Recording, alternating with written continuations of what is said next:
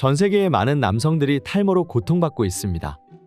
탈모약을 개발하면 노벨 의학상과 노벨 평화상을 동시에 받을 수 있다는 우스갯소리도 하곤 합니다.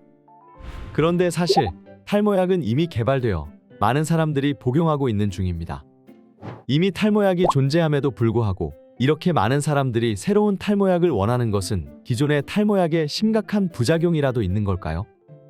이번 영상에서는 탈모가 발생하는 원인과 탈모약의 작용 원리, 그리고 탈모를 극복할 새로운 신약 소식까지 알차게 알려드리겠습니다. 남성 호르몬인 안드로겐은 우리 몸에서 매우 중요한 역할을 합니다.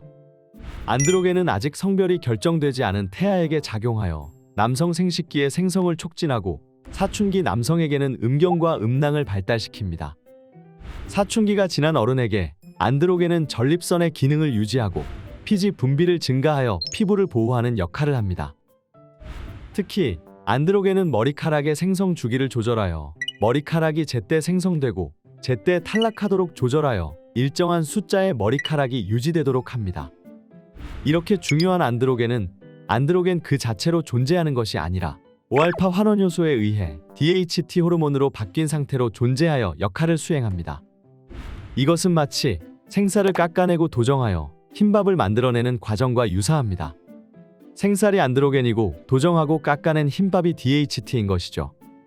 즉, DHT 호르몬 자체는 아무런 죄가 없고 오히려 우리 몸에 꼭 필요한 존재입니다.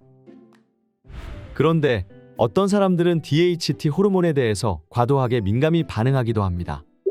DHT 호르몬은 일정한 숫자의 머리카락 개수가 유지되도록 돕는 호르몬인데, 이 호르몬에 너무 과하게 반응하게 되면 모발이 충분히 성장하기도 전에 모발이 빠져버립니다.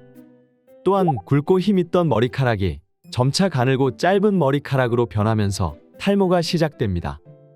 즉, 유전적으로 탈모가 있는 집안은 모낭이 DHT 호르몬에 과도하게 민감하게 반응하는 특징을 타고난 것이죠. 할아버지도 DHT 호르몬에 민감하게 반응하고 아버지도 DHT 호르몬에 민감하게 반응하는 성질을 타고났으므로 나도 DHT 호르몬에 민감하게 반응하여 탈모에 걸리게 되는 것입니다. DHT 호르몬에 민감하게 반응하는 이유는 DHT 호르몬의 양이 많아서일 수도 있고 모낭에 있는 DHT 수용체의 민감도가 높아서일 수도 있습니다. 그렇다면 이렇게 무서운 탈모를 치료하는 약은 어떤 것이 있으며 어떤 원리로 탈모를 치료하는 걸까요? 현재 시장에 나와 있는 탈모약은 크게 두 가지입니다. 첫 번째 종류는 5알파 환원효소 억제제입니다. 앞에서 이야기했듯이 거칠고 정제되지 않은 안드로겐을 가공하여 DHT로 바꿔주는 역할을 하는 친구가 5알파 환원효소였습니다. 5알파 환원효소 억제제는 말 그대로 환원효소를 억제하여 안드로겐이 DHT로 가공되는 것을 방해하여 몸속 DHT의 농도를 떨어뜨립니다. 몸속 DHT의 절대적인 양이 줄어들면 아무리 DHT에 민감하다 하더라도 탈모 증상이 완화될 수 있습니다. 이 원리로 시장에 출시된 탈모약이 바로 피나스테리드와 두타스테리드입니다. 현재 탈모약 시장은 이 두 약이 완전히 점령하고 있으며 탈모의 근본적 원인을 치료하는 유일한 약입니다. 두 번째 종류의 탈모약은 바로 미녹시딜입니다.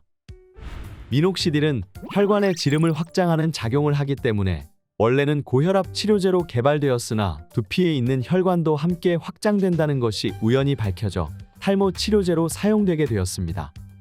두피에 있는 혈관이 확장되면 머리카락으로 가는 영양분의 양도 증가하여 건강한 머리카락을 유지하게 되어 탈모 증상이 완화될 수 있습니다. 그렇다면 이런 탈모약들에는 어떤 부작용이 있을까요? DHT는 성호르몬이므로 DHT를 억제하는 5알파 환원효소 억제제를 복용하는 사람들의 경우 성욕 감소, 발기부전, 정액 양 감소의 부작용이 보고되고 있습니다.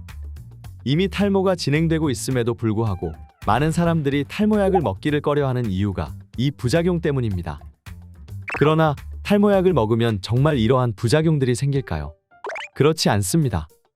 연구에 따르면 탈모약을 복용한 남성의 약 1.8%에서 성욕 감퇴가, 1.3%에서 발기부전이, 0.8%에서 정액 양 감소가 보고되었습니다. 즉, 당신이 탈모약을 복용하고 이러한 부작용이 나타날 확률은 전교생이 300명인 고등학교에서 전교 3등 안에 들 확률입니다.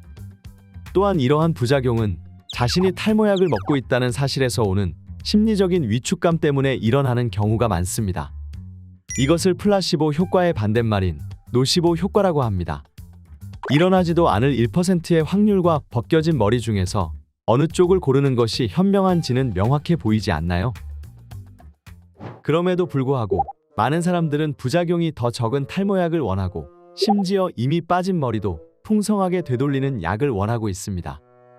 그렇다면 마지막으로 현재 어떤 신약들이 탈모를 정복하기 위해 개발되고 있는지 알아보겠습니다.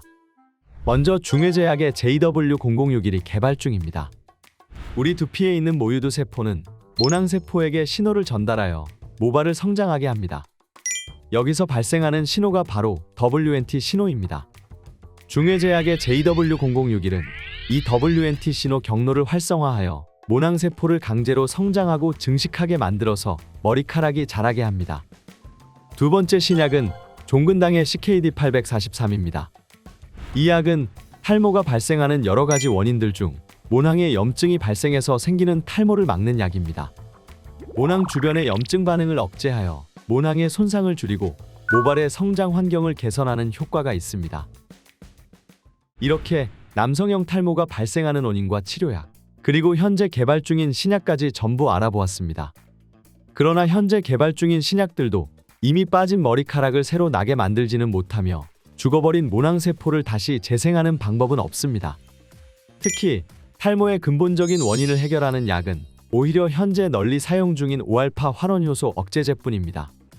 올바른 약을 적절한 시기에 복용하는 것만이 탈모를 막는 유일한 방법입니다.